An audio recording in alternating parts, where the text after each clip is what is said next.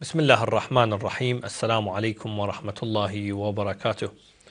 Welcome to 14 Divine Guides, a show that is dedicated for the lives of the 14 infallibles. Peace and salutations be upon them. The last 2 weeks we have been speaking about the life of Imam Al-Hassan, peace and salutations be upon him, Al-Hassan Al-Mujtaba, the son of Imam Ali alayhi salam, and Fatima al-Zahra, peace be upon them all. And in the first episode we looked at the biography and the life briefly of Imam Al-Hassan, and the second we looked at some of the questions that arose, including the treaty with Muawiyah and also the reasons for that. Inshallah, today we will try and summarize some of the points we went through. Also, inshallah, we will try and look at the martyrdom of Imam Al-Hassan alayhi salam. Inshallah, we'll look at that in the second part of the show. Again, I am delighted to host Sayed Zafar Abbas Naqwi. Assalamu alaikum, Sayyidina.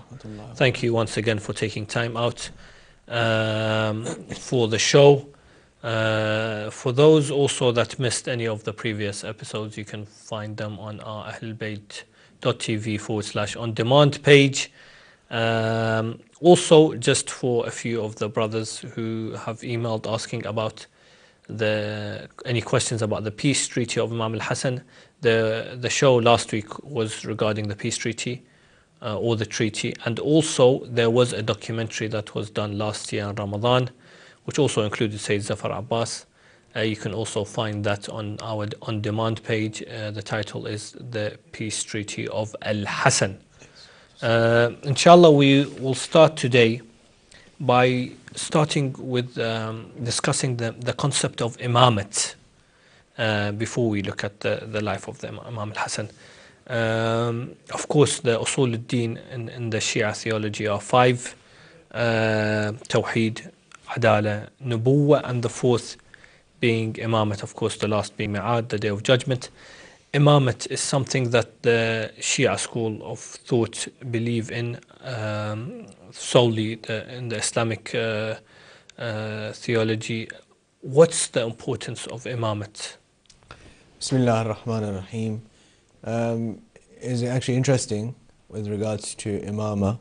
If we look at, for example, the classical Shia texts on Kalam, for example, Al-Allam al-Hilli in Babu al-Hadi Ashar mentions that in fact all Muslims, regardless of their Aqidah, regardless of the school of thought they follow in Aqidah, so whether they are Ash'ari or they are Mu'tazili or they are Imami, they all believe in Imama, but they believe in different kinds of Imama. So there's different categories and different qualifications for whom the Imam should be, but they're all unanimous that there needs to be an Imam. Who he should be, what he should possess, what are the characteristics he needs to have, are different amongst them. Of course, the Imamiyya school considers Imama to be very important, hence the name. In the schools of Kalam, our school, the school of Ahlulbayt alayhimus salam, is known as the Imamiyya school because we have such, or Imamat is such a fundamental aspect of our faith. The importance, of course, is that the religion has been completed by the Holy Prophet of Islam on the day of Ghadir, as per the verse of the Holy Quran, Al-Yawm Akmaltu Lakum Dinakum. So the religion is complete.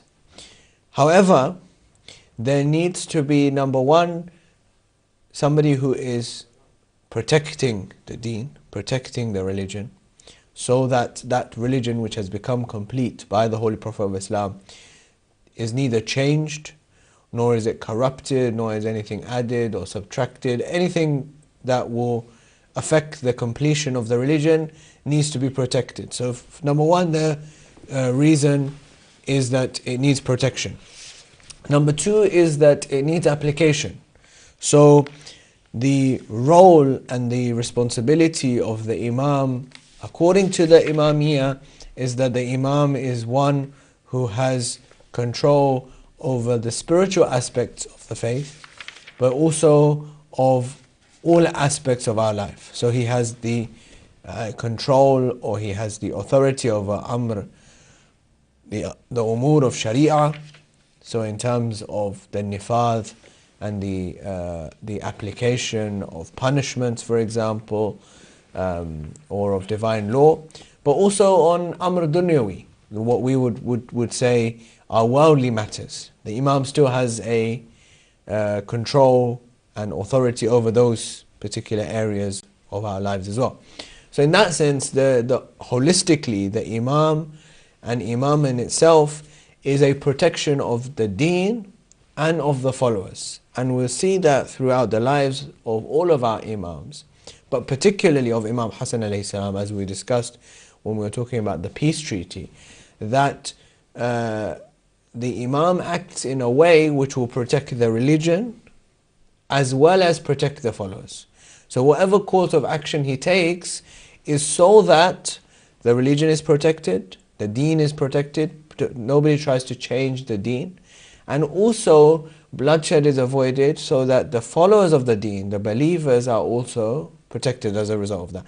And that really summarizes what imamate is, why we need to have an imam, because he has to protect the religion, because he has the best interests of the religion at heart, in his mind, and he has the best interests of the followers, of the believers. Because sometimes the believers will not have the best interests of their own selves. We read in the Holy Quran, very famous verse, Surah Al-Baqarah, where Allah subhanahu wa ta'ala says that there may be something that you like but it is harmful for you, and something that you dislike but it is better for you. Right? So that means that sometimes we make decisions that are not the best decisions that for our own sake. So we need an imam who knows that this is the best decision for Islam, and this is the best decision for Muslims as a whole.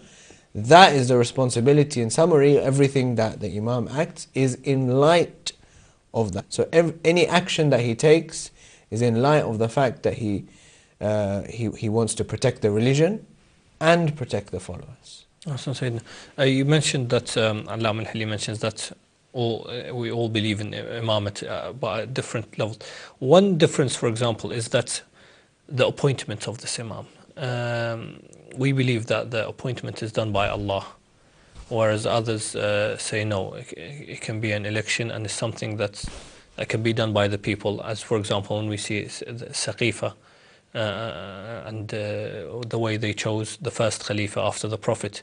What's the proof that the imamate has to be chosen by Allah, just like prophethood is? So, as we mentioned, that because of the principles of what the imam has to be, again, if we come back to Allama al-Hilli in his Bab al-Hadi Ashar, he says that imama is a lutf. It's a grace of Allah subhanahu wa ta'ala, because He's there to protect the faith and to protect the believers. So it's a lutf of Allah subhanahu wa ta'ala. And His lutf means that He has to be responsible for it, because it's from Him. He's the one doing the lutf. And He has to act in accordance with the religion and to preach that religion and to make sure it stays protected. It is impossible for people to select such a person, because the people don't know whether this person is going to act in his own interests or he's going to act in the interests of Allah subhanahu wa ta'ala. Therefore, this argument or this aspect that he has to protect the faith gives us an insight into both why he has to be appointed by Allah subhanahu wa ta'ala and why he has to be free of sins. He has to be ma'soom as well. Because of this, because if he isn't appointed by Allah, he's appointed by us, by the people, then there's a chance that he may act in the interest of Islam or he may act in the interest of the people who have appointed him, because he's responsible to them. If he isn't ma'soom, then he may make a mistake in the protection and the propagation of the religion. Therefore, in both cases, it's imperative that he has to act in the interest of Allah. Therefore, Allah has to appoint him, because Allah knows best who to appoint with His message, who to send with His message. And every time there has been any kind of communication with regards to the deen, the madhab, then it has been from Allah subhanahu wa ta'ala. The people have never had a say. Whether it was the appointment of angels or of prophets or of messengers, it was always from Allah. We didn't choose the angels, nor did we choose the prophets, nor did we choose the messengers. So there's no reason why it should be any different when it comes to Imam. And secondly, because of the reasons that he has to protect the faith, he has to protect the Muslims, and he has to act in the interests of the religion, means that both he has to be appointed by Allah and he has to be free of mistakes and sins, and he has to be ma'soom.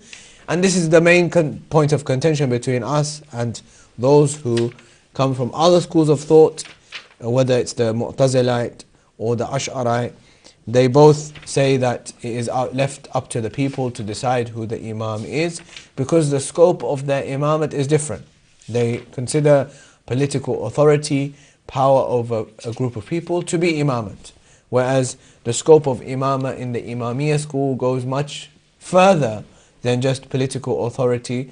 We say that yes, the Imam is the one who's most deserving of that authority, but that is not the limit of his authority. His authority is much wider, and the scope of that authority is much greater than just authority or worldly power. That his control is over the Sharia, over the Deen, over the Madhab, and over its laws and its application, not just from the political perspective, but from the Shar'i perspective, from the spiritual perspective as well. Of course, you mentioned the Imam has to be infallible, and we discussed this in the first show, to prove the infallibility of Imam al-Hassan, were many narrations that you mentioned in the first show, and also the ayah of Tathir, which Imam al-Hassan is included in. إنما يريد الله ليذهب عنكم الرجس أهل البيت ويطهركم تطهيرا. Again, Imam al-Hassan and Imam al-Hussein are included in this ayah. We haven't had much time to look at the Imam Hassan's role during the time of the third caliph. We looked at him during the time of the first, and the one incident that's mentioned in narrations when he mentions that this is the pulpit of my grandfather, and the caliph goes down and says, "This is, you are right." And this is the Imam at a very young age. But a question sometimes that arises is during the time of the third caliph, where we saw many governors were in place because of blood relation, and there was a lot of we can say, corrupt governors put in place in certain areas. And there was a revolution against the third caliph. But during the wars, a question arises is that sometimes we see Imam Ali send Al-Hassan and Al-Hussein with to fight alongside the army.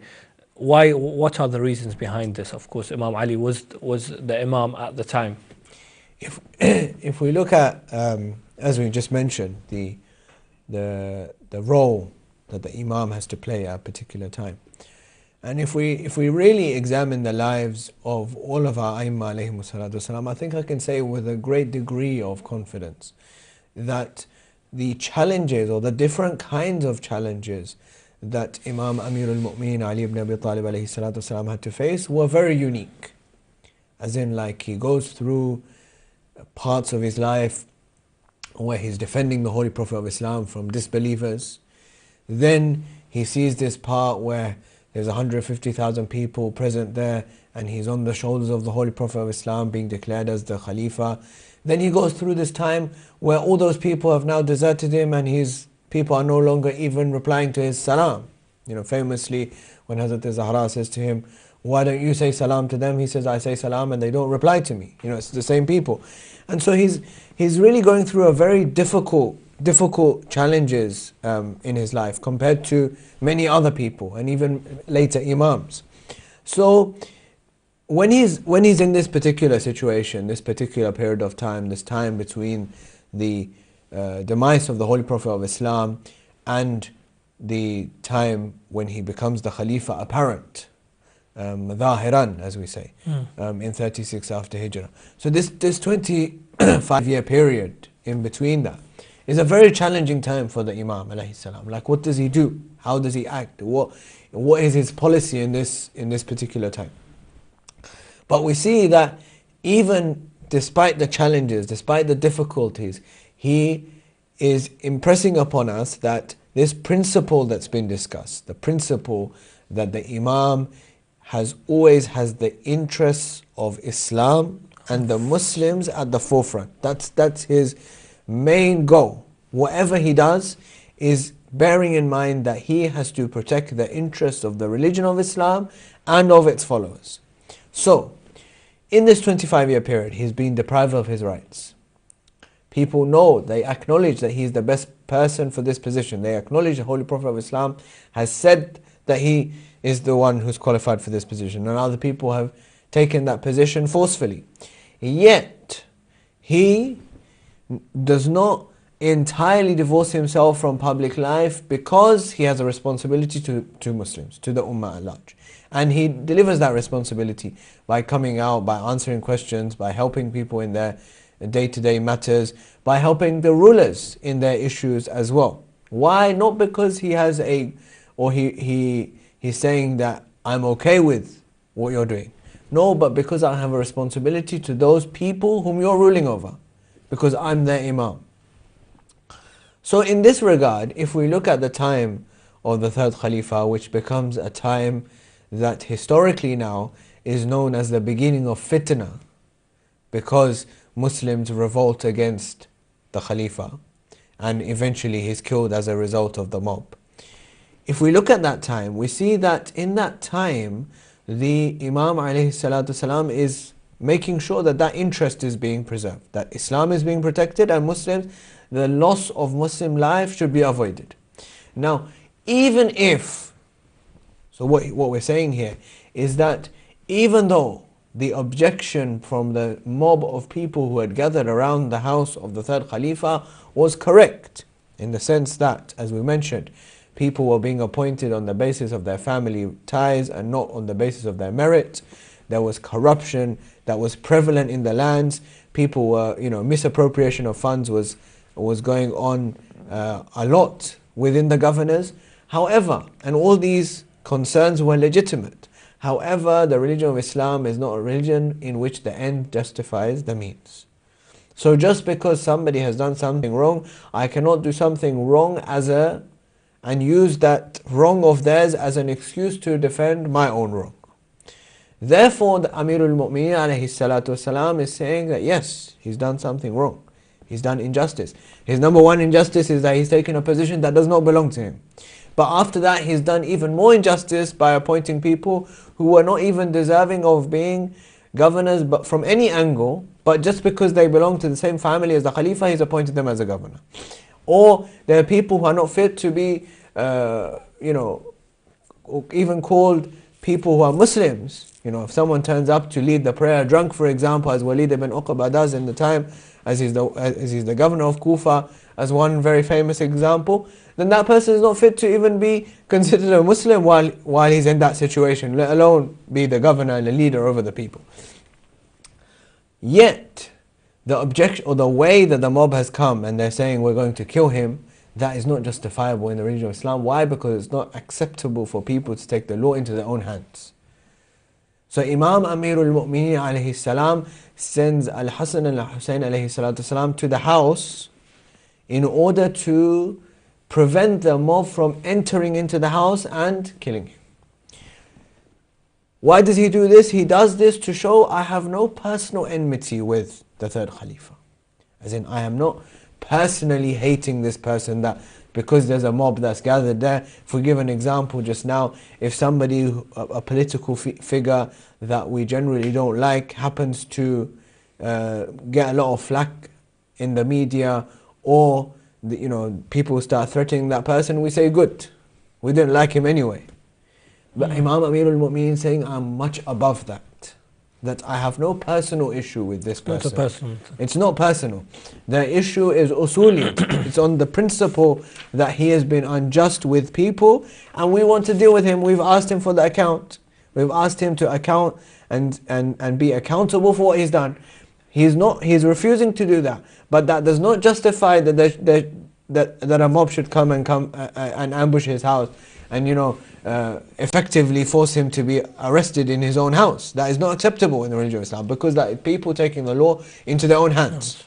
That is not justifiable under the religion of Islam. So Imam Amir al-Mu'minin sends Al-Hasan and Hussein to save this situation from getting worse. Why? Because if there's an ambush and there will be resistance. Of course, this is the Khalifa, he's the ruler, he's got power. There will be resistance. When there's resistance, there will be fighting. When there's fighting, then people will be killed, and who will lose? Ultimately, the Muslims will lose. The Muslims. So Imam Amir al-Mu'minin is saying, look, my interest is not with the third Khalifa. It's not with the people ambushing. My interest is that innocent lives should not be lost at any cost. Only when there's, a war has been declared upon us is when we'll start the fighting. But if something's going on and there's a way and there is a possibility to stop that from happening, then we have to do everything. As we discussed earlier with the peace treaty of Imam Hassan, we have to do everything, whatever it takes, to stop the war from happening, to stop the fighting from breaking out. We have to find whatever method we can to make sure that there's a resolution without there being any fighting, without there being bloodshed, without innocent people being killed, because the Quran is saying that one life is sacred. I think this point is also proved by when Imam Ali goes into battle. Every time he goes into battle, especially the one-to-one combats that he did at Khaybar or Khandaq al-Ahzab, the first thing he does to the opposition is give him a chance and tell him, I give you a chance to become a Muslim. So the last option, as was with the Prophet ﷺ, when we read, the last option was war, and so they are the first to go for peace. As for example, we see in Al-Hudaybiyah, for example, and of course the treaty of Imam Al-Hassan, which we discussed last week. Inshallah, we'll be going for a short break. After the break, we will look at the imamate of Imam Ali alayhi salam, and how the Muhajirun and Ansar, after the death of the third Khalifa, came to pledge their allegiance to Imam Ali. And inshallah, we'll also look at the martyrdom of Imam Ali and how the people went from the leadership of Imam Ali to Imam Hassan alayhi salam, which leads us, which what we discussed last week, the peace treaty, of course. But inshallah, we covered that, so inshallah we'll look at the martyrdom of Imam Hassan alayhi salam, and inshallah some lessons to be learnt for our youth and for ourselves from Imam Al-Hassan Al-Mujtaba. We are going for a short break. Wassalamu alaikum wa rahmatullahi wa barakatuh.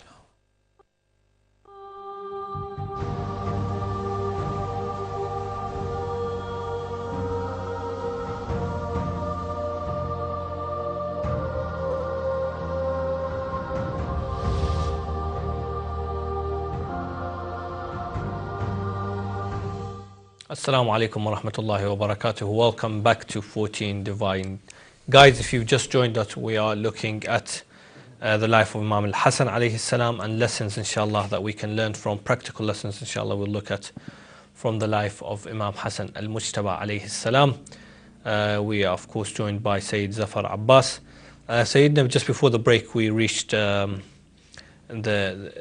we said we'll speak about the people pledging their allegiance to Imam Ali alayhi salam. So 25 years after he was chosen as Khalifa for the Muslims, he is now being chosen by the people, which is the question I think I'd want to ask is, 25 years down the line, why have the people come to Imam Ali alayhi salam now? Yeah, I mean, if we look at the historians, what the historians mention, they will see that somewhere in the middle of the month of Dhul Hijjah, the third Khalifa is eventually killed in the ambush, and so the people gather around once he's been killed, and they come to Imam Ali alayhi salatu salam, and they say, it is mentioned that a group of Muhajirin and Ansar, Talha, Zubair, prominent amongst them, they had a meeting, and then they came to Imam Ali alayhi salam, and they said, Ya Abul Hassan, the man has been killed, yani the third Khalifa, and there is no escape from the fact that people need to have an imam. So there's an acknowledgement that you need to have an imam, you need to have someone to lead you, and we So they say today we find no one more worthy of this matter, of this amr of imamat than you, nor anyone closer than the Messenger of Allah in relationship. So clearly the question here is that 25 years ago it was the same thing, that there was nobody more worthy of leading the people than Imam Ali, and there's nobody more closer than him. And of course he mentioned that when they had returned back from Saqifa and they started mentioning, we are from Quraysh and we deserve to have the Khilafat over you. Imam Amir al-Mu'mineen said that if those arguments that you used against the Ansar, I was to use them against you, I would be superior in every aspect. You said you were closer to the Holy Prophet, I am closer to him than you are. You said you are from the same tribe, I am closer to him in relation than you are. So Imam al-Mu'mineen's reply here is very interesting, because he replies by saying that I am in no need of your matter. He doesn't say I won't be the Imam. He says I'm in no need of your amr, of your matter. Yani amrukum. Why? Because I'm already the Imam. The Imamat was not decided by you. It was decided by Allah subhanahu wa ta'ala. He's already made me the Imam. I'm already the Imam. So I'm not interested in this matter of yours. Why this is very important. Or why does he say this? There's a number of reasons, but one very important reason is that it would have been very easy for historians later on to say that the person responsible for killing the third Khalifa was Ali because he succeeded him and he wanted the power. So Imam Amir al-Mu'mineen says, I'm showing my refusal not only to protect my own character and my own self, in the sense that people will accuse me of having killed the third Khalifa because he's been killed in such mysterious circumstances, but also because I want to show that I'm not interested in the worldly power. I was never interested in the worldly power. That Allah had appointed me to do so. He says in the famous Khutbah Shaqshaqiyya, he says that if it had not been the responsibility of the learner to accept responsibility over those who are not, then you would have seen that I would have never accepted this matter. Yani this Khilafah Zahira. Why? Because this world, Imam alayhi salam says in that famous sermon, he says this world, as far as I'm concerned, is worse than the snot that comes out of the nose of the goat. In that snot is not only is it worthless, but nobody even wants to look at it. So for me, I have no interest in this dunya. I have no, there's no vested interest of mine for taking this khilafah. But because Allah has put this responsibility over the learned to make sure that they take the responsibility over those who are not and lead them, this is why I've accepted this matter. But he also leaves it for 3 days. Incidentally, when he leaves it for 3 days, the day that when they come back and they say, Ya ibn Rasulullah, Ya Amir al-Mu'mineen, Ya Abul Hassan, we want you to accept this position. And on the 3rd day when he accepts it and he goes on the mimbar and then he says that famous statement, Alhamdulillah alladhi raja'a al-haqqu ala makanih. That day is the 18th of the Hijjah in the 35th year of Hijrah. So from the 18th of the Hijjah in the 10th year of Hijrah, when the Holy Prophet of Islam had appointed him to be the Khalifa, when he eventually becomes the Khalifa, or eventually Zahiran he becomes the Khalifa, it is also the 18th of Dhul Hijjah in the 35th year after Hijrah. So Imam Amir al-Mu'mineen says that today is the day when the Holy Prophet of Islam had appointed me, and it is on this day that I have been, I have accepted this position and become, the ruler over the people. So in that particular regard, it's very interesting again to say that on this matter people are united. So Imam Amir al-Mu'mineen again shows that it is his personality, his position, that is the position that brings unity towards people. Because of course, when the first Khalifa or the matter of Saqifa was taking place, there was a matter of disagreement over who the Khalifa should be. Even in the appointment of the second Khalifa, there were people who were not being consulted. It was an appointment. And on the matter of the third Khalifa, it had come down to between the third Khalifa and Imam Ali alayhi salam, and eventually the third Khalifa was chosen on the basis that he would accept what the previous Khalifas had done, also in addition to the Quran and the Sunnah. But on the matter of Imam Ali alayhi salatu wasalam, it is very pertinent and important to note that all the people, all the Muslims come together and they, at that time at least, are united over his imamate. So they united over the matter that he should be the successor of the Holy Prophet of Islam at this particular juncture in time. Because of course there's nobody left. All the people who are older than him have all died out now. There are very few companions of the Holy Prophet of Islam who still remain at this particular moment in time. So this is the situation. However, we'll see later on that many of those people break their pledge of allegiance, and many prominent individuals do not pledge allegiance. There are a number of prominent individuals. For example, al-Mu'mineen Aisha does not pledge allegiance to Imam Ali alayhi salatu wasalam throughout her life. Muawiyah does not pledge allegiance. In fact, doesn't recognize the Imam's authority at all. Many prominent statesmen, Abdullah ibn Umar, who is the son of the second Khalifa, does not pledge allegiance to Imam Ali alayhi salatu wasalam, so on and so forth. So there are a number of prominent individuals who don't pledge allegiance, who avoid. They either avoid coming to pledge allegiance, or they go directly in confrontation. And then obviously Aisha and Muawiyah later on go into conflict with Imam Ali alayhi salatu wasalam.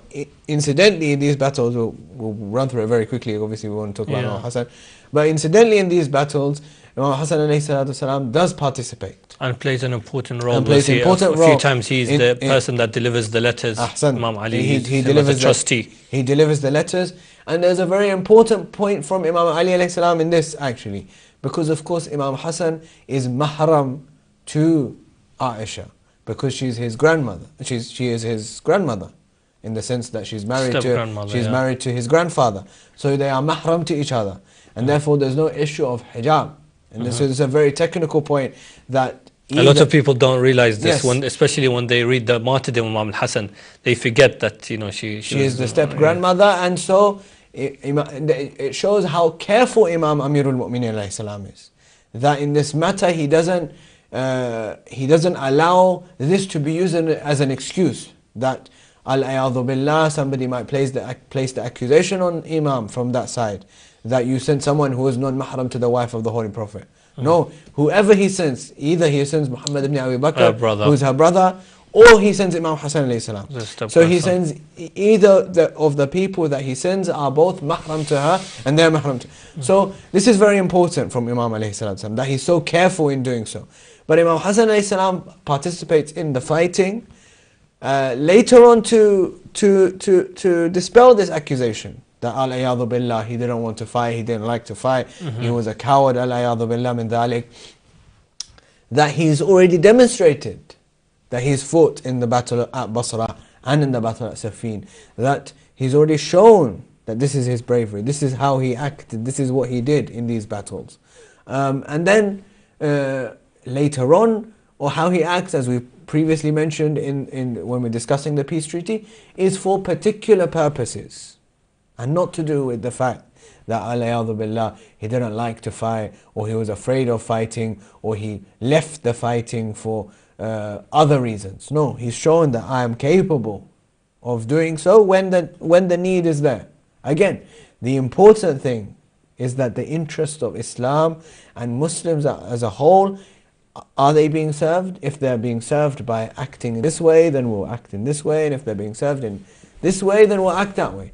Whichever way these interests are being, the viewpoint and the insight of the Imam is on the goal of what he's trying to achieve, and that whatever medium and method will achieve that goal. I think we see also at the battle of Al-Jamal, Imam Hassan took part. Talha and Zubayr, who were those that pledged allegiance to Imam Ali at the beginning, as you mentioned, from the Muhajirun and Ansar, those that pledged allegiance was Talha and Zubayr, and then later on they fought the Imam. And I think now moving on to the martyrdom of Imam Hassan alayhi salam, because that middle part, I just want to, as we discussed previously, I just want to mention there that Zubair had pledged allegiance to Imam Amirul Mu'mineen after the Holy Prophet of Islam had passed away. Talha, yes, had pledged allegiance after, Ghadir. he broke off the allegiance, but then pledged allegiance again after the death of the third Khalifa. But Zubair had already pledged allegiance at the beginning. He did not pledge allegiance after the death of the third Khalifa. He had pledged allegiance at the beginning. But later on, of course, when the battle took place, then they both broke their allegiances. And in fact, Imam Amirul Mu'mineen reminds him in the battle, saying that, do you remember that there was a time where you and me, we were coming together and we were laughing, and the Holy Prophet, we entered the masjid, and the Holy Prophet of Islam said to you that today I see you laughing with Ali, tomorrow I see a day when you will be fighting against him. And what did you say on that day? And Imam reminds him, and he said, I said, Ya Rasulullah, may Allah protect me or cure me before such a day comes. And he says, then why have you, what's happened today? Why have you come today? And he says that this is the matter. This matter is to do with the killing of the third Khalifa and the people who are responsible for it, whom you are not bringing to justice. So at this point, in fact, historians mention that at this point, Imam Amirul Mu'mineen alayhi salam says to Zubair that why is it that you've come to me to find the killers of the third Khalifa when you and those people who you know were involved in his killing. And you knew who was doing it, and you allowed and abetted those people to do what they did. So why have you come to me? So I think this is a very important point to mention with regards to the Khilafat of Amir al-Mu'minin. And then we come, of course, to, as you were saying, to the Shahadat of the Shahadat of Imam Hassan. Of course, there's two different narrations. Just to clear it up, from, if I'm not mistaken, the 7th of Safar. Yes, correct. Is the first narration that sometimes is taken, and sometimes the 28th of Safar with the Holy Prophet correct. Of Islam. Two different narrations. Again, is there a particular reason why we have two different narrations for the Shahadat? One of the reasons that some of the historians have mentioned is that because Imam al-Hassan alayhi salam was administered poison on a number of occasions. Allahu Akbar. Before his shahadat occurred. So it is possible that the reason why this first date has been mentioned is one of the days when the Imam was administered poison. As in, he was given poison and that poison affected him, he became unwell, and people thought he had died. But he hadn't, for example. Because there is a narrative in the last days of Imam Hassan alayhi salam, in fact the day when he's given the poison and the poison as a result of which he is martyred, when he called Imam al-Hussein alayhi salam and he says to him, oh my brother Hussein, the poison they've given me this time is very strong. That means that there had been previous occasions when poison had been administered to him, and it was the poison that was given this time that was so strong that had cracked, his liver had actually cracked as a result of the strength of the poison. Who, of course, the poison we know it was Safar, yes, it's the month of Safar, and for those during the Arba'in period, we remember Imam al-Hassan alayhi salam, and I think Inshallah we'll look at this in the third part. The oppression of Imam al-Hassan continues, I think, till today when we don't remember him as his followers. How did the poison reach Imam al-Hassan alayhi salam, and who was behind the poisoning of the blessed Imam alayhi salam? Of course, the final years of the Imam alayhi salam's life. And just a question, how long did he live till? Because he lived not a very long. Usually the dates that are mentioned is that he was made shaheed either in 49 after Hijrah or 50 after Hijrah. Which makes him around 47, Which makes him 48. 47 or 48 years old, of age. So not a very long life at all, considering the time and considering the the situation of the Arabian at that time. So he doesn't live a very long time at all, unfortunately. And Imam alayhi salam, in those final years after having signed the peace treaty, as we discussed, is not left alone.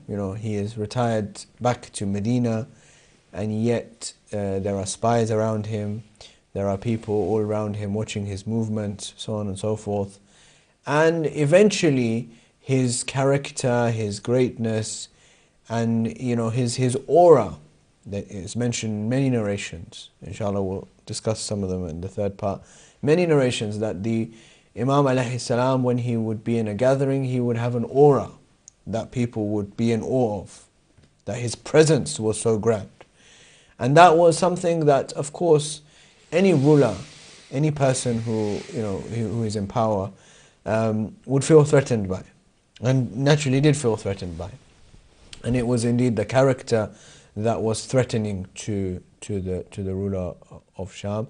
And it is mentioned, according to most of the narratives, that it was Muawiyah who had sent the messages through Ju'da bint al-Ash'ath, who was one of the wives of the Imam alayhi salam, and had promised her large sums of money and the hand of Yazid in marriage if she was to kill Imam al-Hassan alayhi salatu salam.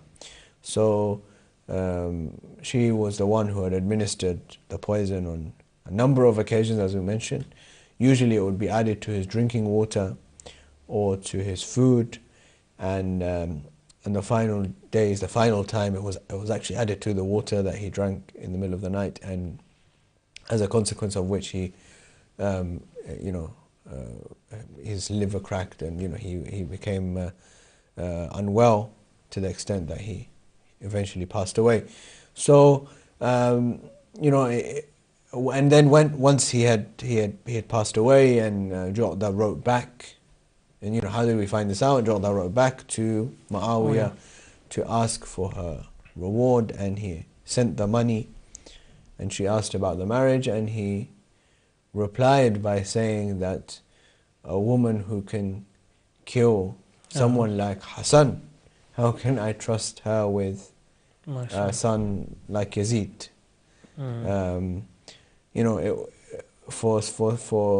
Sometimes we take or we misunderstand, or we take for granted the fact that enemies of Ahlulbayt alayhim salam are not smart, but there is no doubt. In fact, the point has come in the book Usul al-Ka'fi, the first chapter, the first bab in the book is Kitab al-Aql wal-Jahl, and there's narrations about Aql, and one of the things that one of the person asks the Imam Amir al-Mu'minin is, what is Aql? And he says that which takes you towards Allah subhanahu wa ta'ala.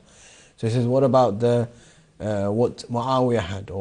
And he mentions Muawiyah, but generally enemies of Ahlul Bayt alayhim salam, and the Imam says that was nakira, and it was not aql. It was something that takes you towards shaitan. It does not take you towards Allah. No. So it's the same faculty, and it's the same strength, and it's the same thing, but it takes you towards shaitan and doesn't take you towards Allah. In the sense that if there's a man who recognizes who Hassan alayhi salam is, if there's someone who doesn't recognize him, who doesn't know him, then that's another matter. We could put it down to the ignorance that he has towards the Imam. But here is a man who recognizes Hassan. He says, when you've killed someone like Hassan, i.e. that you recognize that there is something superior and special about him, yet you were the one who administered the poison and led to the end of his life. So this is what the Imam is telling us, that these people, don't underestimate, don't think he's stupid, don't think that he doesn't understand or he doesn't know. No, he knows, he understands, he's very intelligent. The statement itself is telling us is a statement of intelligence. But it's nakira because it's taking you towards Iblis, it's taking you towards hellfire.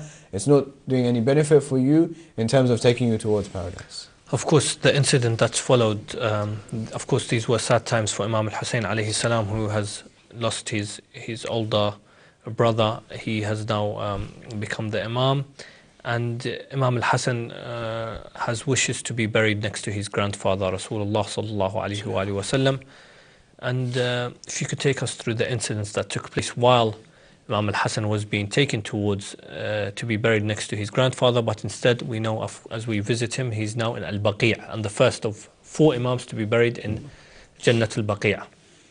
If we look at the moment just before he's about to pass away, Imam al-Hussein alayhi salam is mentioned in the narratives is crying very uncontrollably.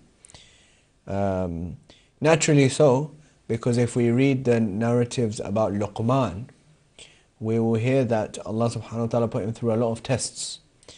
And one of his first tests was that he had a son and his son died. So somebody came to him and said, Luqman, your son has died. So he said, Inna lillahi wa inna ilayhi raji'un. Then a few months later, somebody came to him and said, Luqman, your wife has passed away. So again he said, Inna lillahi wa inna ilayhi raji'un, and he got on with his business. Then a few months after that, somebody came to him and said, Luqman, your brother has died. And at that moment he cried uncontrollably. He said there should be majalis for now, remembrance of this person who's died. So they asked him. They said, Luqman, when your son died, when your wife died, you just said, Inna lillahi wa inna ilayhi raji'un, you got on with your life. Why is it when your brother died, you have made such a big deal out of it? He said, he gives the insight into this. He says that Allah subhanahu wa ta'ala gave me a son, He took it back. He can give me another one. I had a wife, she passed away, Allah has given me permission to marry another one. But as far as a brother is concerned, he's irreplaceable. So Imam Hussein alayhi salam is crying, and if that brother is like Al-Hasan alayhi salam, if he's like Sayyid al-Shabab Ahlul Jannah, if he is the one Kareem Ahlulbayt, if he's the one who resembles Rasulullah, then what a brother. This is, Luqman is talking about an ordinary brother. If that brother is such a grand brother that he's the Imam of Imam Hussein alayhi salam, of course, then Imam Hussein is crying uncontrollably, and Imam Hassan, to console him, says that famous saying and statement that we run on the channel throughout the Ayyam in Muharram, La yawmuk la yawm Aba Abdullah, that there is no day like your day. That yes, this day is difficult for you because I'm passing away, but there's no day like your day. And Imam Hassan alayhi salam, even through, can you imagine the difficulty and the suffering that he's going through? Yet despite that says that there's no day like your day, because there will be 72 people lying on the ground and you will be alone. And that is not the case with me. I'm in my house, I'm surrounded by my family members, and you will be in a foreign land and there will just be dead bodies around you. So this is the statement, this is the origin of the statement, that famous hadith that says that, really the day of Ashura is like no other. And then after that, shortly after, when Imam Hassan alayhi salam, he makes his final will to Imam Hussein, he says, bury me next to the Holy Prophet. But if there's a chance that there might be bloodshed, then I don't want there to be fighting, bury me next to my grandmother or my mother. He says mother in most of the narrations, but it is understood to mean Fatima bint al-Asad, who's buried in Jannat al-Baqi, because of course Fatima Zahra salamullah alayha, we don't know where she's buried. People assumed, as in light of that statement, that she was buried in Baqi. But the grave in Baqi that is next to Imam al-Hasan alayhi salam is actually of Fatima bint al-Asad, and of Fatima Zahra salamullah alayha, we don't know. Because of course Amir al-Mu'minin had built or dug many graves, so we don't know. Anyway, so in any case, he says, bury me in al-Baqi if there's a chance of bloodshed. So the janazah is prepared, and they come out of the house and they go towards the masjid of the Holy Prophet of Islam. And when they go towards the masjid of the Holy Prophet of Islam, there is present Marwan, accompanied with a whole army of Banu Umayyah. And he's brought out Aisha in order to try and legitimize his campaign. Because of course, if he came himself, he himself knows what his character is like. He knows that he's one of the people that the Holy Prophet of Islam had expelled from Medina. He's only been able to come back because his cousin became the Khalifa. So he brings Aisha with him. And there's a commotion at the grave of the Holy Prophet of Islam. There's people shouting at the grave, saying that Hassan will not be buried here. And Marwan comes forward and he says that, how is it possible that Uthman be buried outside Medina and Hassan be buried next to the Prophet? so on and so forth. This kind of commotion goes on. In fact, the commotion is so loud that Imam Hussein alayhi salam has to come forward and recite a verse of the Holy Quran. From Surah Al-Hujurat, he says, Ya ayyuhalladhina amanu la tarfa'u aswatakum fawqa sawti an-nabi. The Prophet. Don't raise your voices in the presence of the Holy Prophet. In the sense that just because he's in the grave, just because you're standing on the grave, don't think that he's dead like other people are dead. He can still hear you. And if you're standing in his presence, be silent, be respectful. Don't make this into a slanging match at the masjid of the Holy Prophet of Islam. And of course, remembering at this particular moment in time, we have all the youths of Bani Hashim there. We have Abu al-Fadl Abbas there. We have Muhammad al-Hanafiya there. We have Abdullah ibn Ja'far there. We have Muslim ibn Aqil there. All the youth of Bani Hashim, Imam Hussein himself is there. And these youths of Bani Hashim are enraged at this, this commotion. And Abu al-Fadl Abbas in particular is ready to start the fighting. For when Imam Hussein alayhi salam reminds them, and he says that, I know you're ready for the fighting, but my brother Hassan had specifically mentioned that if there's a chance of bloodshed, then I don't want there to be bloodshed at my funeral. And so they turned the funeral from the Masjid of the Holy Prophet ﷺ towards Al-Baqi. When they turn it towards Al-Baqi, then arrows are fired at the funeral. And Imam Hassan alayhi salam is madhloom because he's the only person to have had arrows fired after he's passed away. There have been many occasions of people being killed by arrows and people being fired arrows at when they're alive. But as far as I'm aware, Imam Hassan is the only person to have had arrows fired at his funeral. When he's passed away, he's died, arrows are fired at his funeral. And up to 70 arrows is mentioned were fired at his funeral, that the coffin becomes red again. So they go back into the house. They remove the coffin, they place another coffin. Then they go towards Al-Baqi and then they bury Imam Hassan alayhi salam. When they bury him, Imam Hassan alayhi salam, after everybody's gone, remains seated at the grave. And he recites a lengthy ode and a lengthy marsiyah, recounting the times that they lived in Medina when they were young, recounting all these things, recounting the loss of a brother, and telling us really that this is the value of a brother, that I've lost a brother today, and a brother like no other. Like really, this is Imam Hassan alayhi salam, who is a fantastic person, that even for whom even Imam Hussein alayhi salam has to stand in reverence and respect. Ahsan Sayyidina. May Allah, Insha'Allah, grant us the ziyarat of Jannat al-Baqi', Insha'Allah. We will be going for a short break. We will see you in a short while. Wassalamu alaikum wa rahmatullahi wa barakatuh.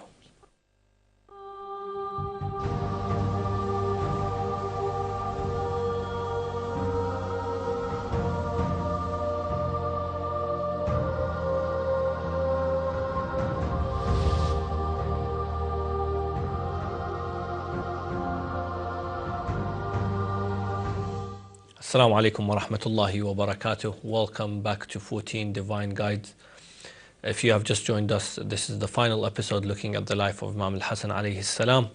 And inshallah we will try and take practical lessons from the last two episodes we've done on Imam al-Hassan. Inshallah, try and learn something for us to go away with at least. If we can take one thing from Imam al-Hassan, if not his akhlaq, his patience, his well manners, and of course his worship.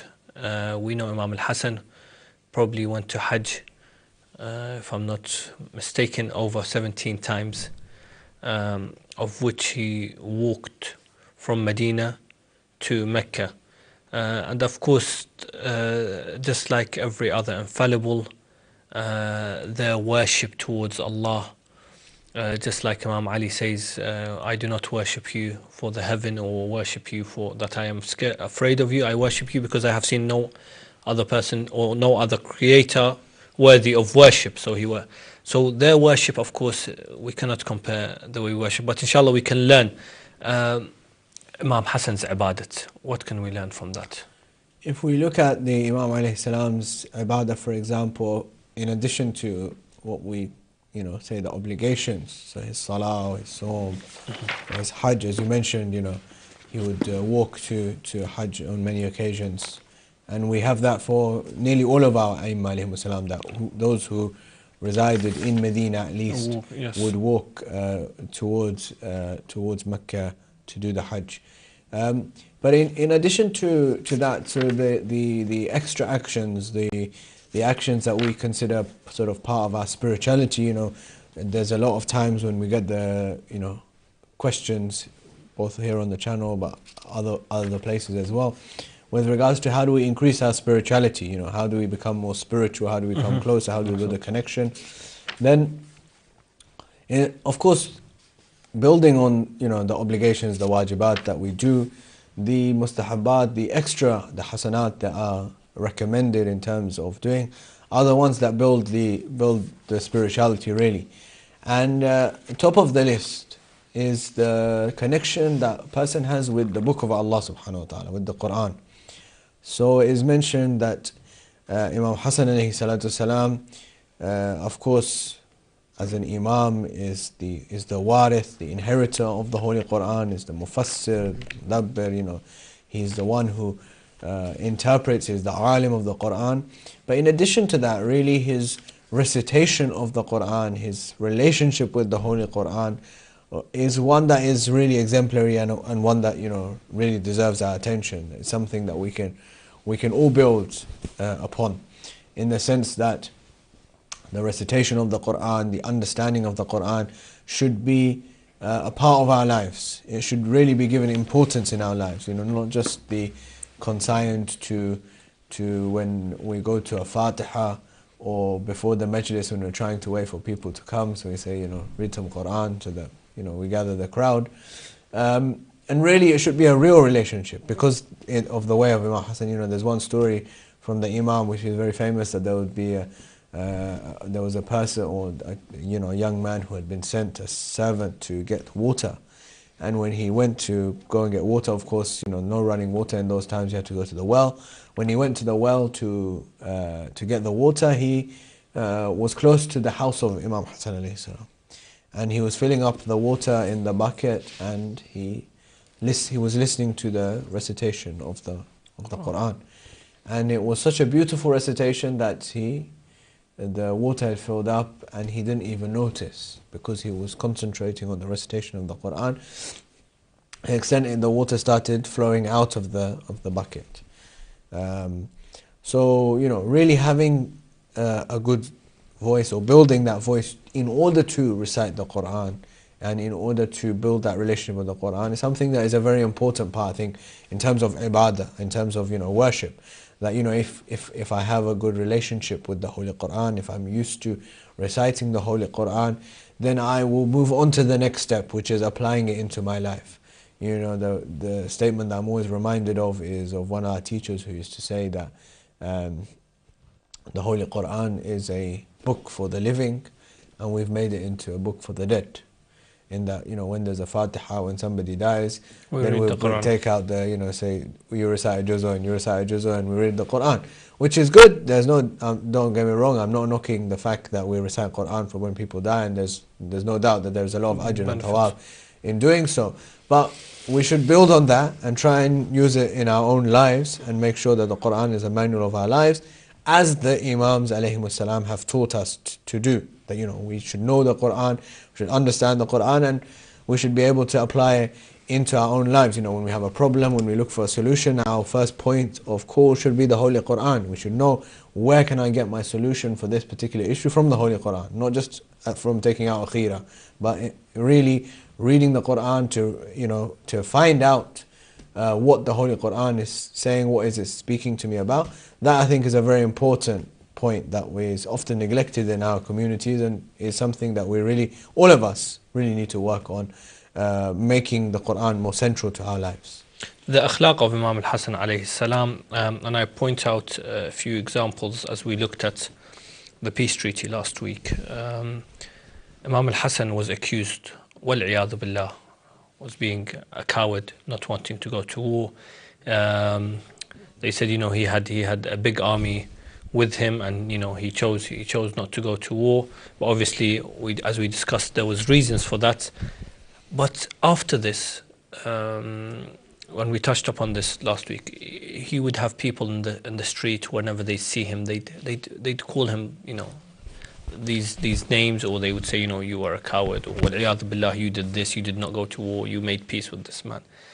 But his well manners always, and his patience. For example, now if we, and I speak about myself before anyone else, if someone looks at us in a funny way, then we say, what are you doing, or why are you looking at me like this, and we start an argument. Let alone if someone comes and calls you a bad name or calls you a coward. The Imam, I think, gives us a perfect example to have the best manners and akhlaq.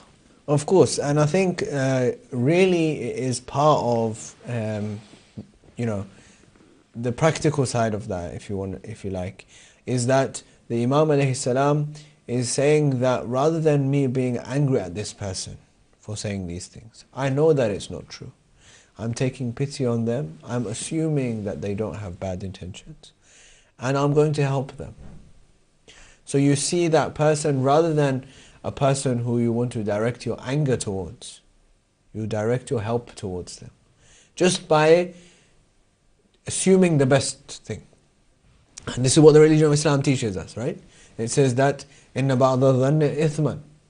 If most of suspicion is sin. Actually a sin. That, assume the best intention. Why did you assume that this person is saying this? Because of the reason that I've already decided in my own head. Why didn't I assume that maybe this person didn't know? Maybe they were misinformed. Maybe somebody told them the wrong thing. Maybe they just didn't understand. That the Imam alayhi salam says, when you assume the good intentions, it says more about you than it does about the other person. That yes, this person has acted in this way. There's a saying that somebody sent me, and then people liked it so much they started asking me, where did you get this saying from? And I couldn't even remember where it was from, but somebody sent me this saying, and it really is a beautiful saying. And it sounds like it could have come from one of the Ma'soom. That act with other people well, even if they don't act well with you. Why? Because it's not between you and them. It's between you and Allah subhanahu wa ta'ala. It's between you and God. It was never between you and them. It was between you and Allah. So when it's between me and Allah, my character should always be good, regardless of what the other person's character is like. My character should be good because of Allah subhanahu wa ta'ala. Therefore, this is what the Imam is teaching us. He says that my character, my husnul adab, my husnul khulq, is not because of the other person. The other person swears at me, so I should swear back, then we're on the same level. No, my character is because Allah subhanahu wa ta'ala has commanded me to act with good akhlaq, not just with those who act with good akhlaq towards me, but with those who don't. Because to act with good akhlaq towards those who act good to me is no challenge, it's no big deal. That is expected. If I don't act well with the person who acts well with me, then people will say, what's wrong with you? This person is acting well with you and you still don't treat him well. That's the least that we can expect. But the challenge and the real akhlaq, if you like, is when I act well with the person who doesn't act well with me. This person doesn't like me. This person acts badly towards me. Yet I still maintain the akhlaq. I don't come down to that level and say that I'm going to hate this person for this reason. No, akhlaq is that, and that is what the Imam alayhi salam demonstrates. For example, he says in a hadith on generosity, where he says that karam or generosity is not that I give someone after they've asked me. That is necessary for me to give, because he's asked me. He has seen me worthy of asking me, so I have to help him. Generosity is that which I help this person before he asks me, without him asking. The person comes, he asks him, he says, Ibn Rasulullah, give me 1,500. The Imam gives him 3,000. So they ask him why. He says 1,500 was what he asked for. 1,500 was generosity. That extra that I gave him, that was generosity, because that was from me. That was not what he needed. That was not what he asked for. That is from me, and that is generosity. That is what really will build the spirituality. So, Imam Sallallahu, you know, there's numerous examples of these kind of things. What he's teaching us is that go the extra mile, because it's not between me and him, it's between me and Allah subhanahu wa ta'ala. Especially when we see Imam Hassan, he does this not just only with his, as you mentioned, his companions, his enemies as well. So he everything he did, just like his father Ali ibn Abi Talib, salamullahi alayh. When we look at his battles, everything he did was for the sake of Allah. And when we look at, for example, the Battle of Khandaq, a prime example that he does everything for the sake of Allah. Imam al-Hassan alayhi salam, of course we remember him on his martyrdom, his wiladat in the 15th of Ramadan. But as you mentioned, he mentions La yawm ka yawmuka ya Aba Abdullah, there is no day like yours, but there is not enough remembrance of Imam al-Hassan, and we forget that that what happened in Ashura was paved. The victory in Ashura of Imam al-Hussein was started by Imam al-Hassan alayhi salam's pen, if that makes sense, his pen. And there's a famous quote from a few of our scholars: the ink of Imam al-Hassan gave the victory to the blood of Imam al-Hussein alayhi salam. Which again, I think gives us a lesson that not always do we have to, for example, go to war or use our skills to fight against oppression. There's different ways of fighting against oppressions, and one was through the pen, and that's something I think we can learn from today. If those who've watched the documentary on the peace treaty of Al-Hassan alayhi salam in which we discussed in the holy month of Ramadan, and of course last week's show as well, I think the summary from that is that Imam Hassan alayhi salatu salam is, as you say, paving the way for Karbala. But he's also showing us that you've got to, as an imam or as a leader, you've got to think about not just now, but the next generation, the next decade, the next 2 decades, the next 100 years. You have to see how your actions will not just affect you now, but how they will affect you in the future. And that Imam Hassan alayhi salam acts in these particular ways in order to make sure the victory at Karbala is preserved. You know, sometimes I invite my listeners and viewers to think about the what ifs and say that this didn't happen, but what if it had happened? So if Imam Hassan alayhi salam had gone to war, and of course those who had participated in that war would have been the likes of Imam Hussein and Abu al-Fadl Abbas and many other companions, then who would have fought at Karbala? Those people who fought at Karbala were people who were there in the time of Imam Hassan. So if they had been killed in that particular encounter, who would have been fought at Karbala? It was only 10 years down the line. So Imam Hassan is showing us that I've got the insight, of course from the knowledge of Imamah, but I'm showing you this is what you've got to see, the insight, that what's going to happen in the next decade? What's going to happen in the decade after that? How is this action of mine going to affect what's coming in the future? So that's the key lesson, that don't just think about now. Think about 10 years down the line. Think about 20 years down the line. How is what you're doing now going to affect what's going to happen then? Because if you start thinking about it then it's too late. You've got to think about it now. So he's inviting us, in effect, the peace treaty of Imam Hassan alayhi salam is inviting us to understand the value of, planning ahead, of looking ahead, of seeing, planning the future. That really plan for the future. Don't think that you're just living now and you're okay now, so we don't need to worry about what's coming 10 years down the line. No, worry about it. Think about it. Plan for it. Make sure you're prepared for it. And you're prepared for the fact that Allah subhanahu wa ta'ala might change your life. Ahsan Sayyidina. We would like to thank Sayed Zafar Abbas Naqvi for the last 3 weeks on the life of Imam al-Hassan alayhi salam. May Allah grant you his ziyarat, Insha'Allah, and his intercession. Inshallah, from next week, Inshallah, we will look at the life of Imam al-Hussein. You can watch the 3 previous episodes on demand if you wish, and leave any comments or questions that you may have, and inshallah we will try and address these.